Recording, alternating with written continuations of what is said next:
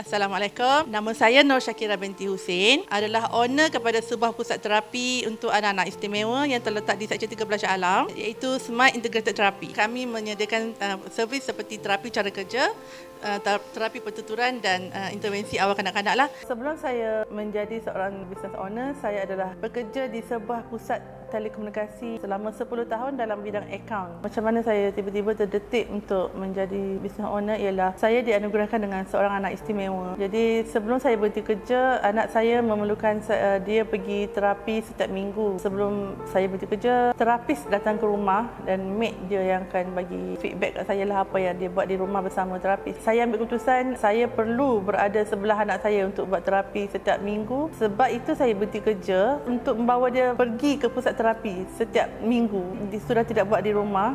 Bila kita berbisnes tanpa guru, kita hanya buat semua tanpa benda yang confirm. Kita hanya kadang-kadang kita tengok Google, tengok orang buat, kita ikut. Tapi bila kita belajar, terlalu banyak step yang kita tak buat sebenarnya. Selama ni kita buat just main buat saja.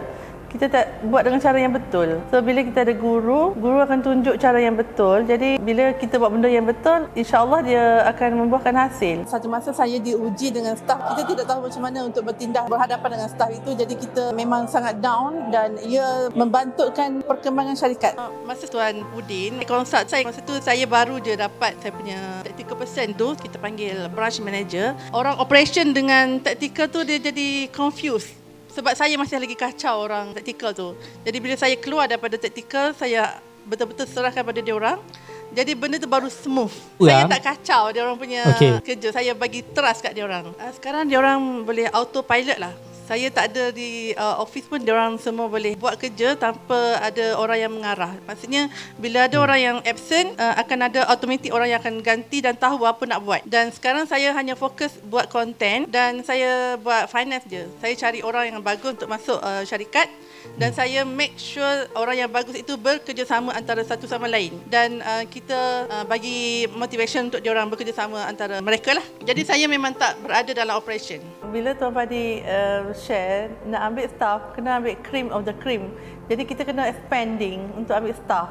Kita tak boleh berkira, jangan nak ambil fresh grad je. Kita kena ambil orang yang berpengalaman untuk bekerja dengan kita supaya kita dapat membawa company kita ke tahap yang the next level. Selepas join Fana Evo, saya belajar banyak benda dalam digital marketing. Kita gunakan semua platform, especially TikTok. Satu video telah pergi FYP. Sejak video TikTok pergi FYP, sale memang naik, banyak lead masuk sehingga saya terpaksa menambah terapis lah. Bulan keempat saya join Fana Evo adalah bulan yang paling tinggi number of student saya. Sebelum join Mastermind, sale saya untuk setahun hanyalah 300k. Tapi bila saya join Mastermind, alhamdulillah sales almost 700k.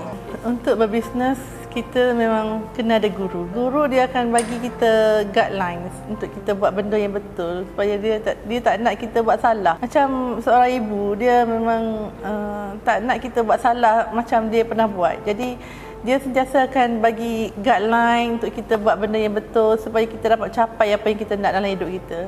Jadi kalau kita nak buat bisnes, memang kita kena ada guru. Kalau tak, kita akan sesat.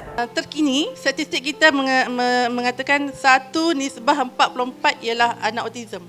Maksudnya dalam satu kelas tu, di sekolah rendah, satu orang dalam satu kelas adalah autism. Bayangkan in future apa jadi kalau kita tak encourage anak-anak kita yang lepasan SPM untuk ambil course ni. Bagi minat dia orang, sebab sudah ramai yang grad dalam bidang ni tapi dia orang tak nampak passion tu, dia orang tak kerja dalam bidang ni.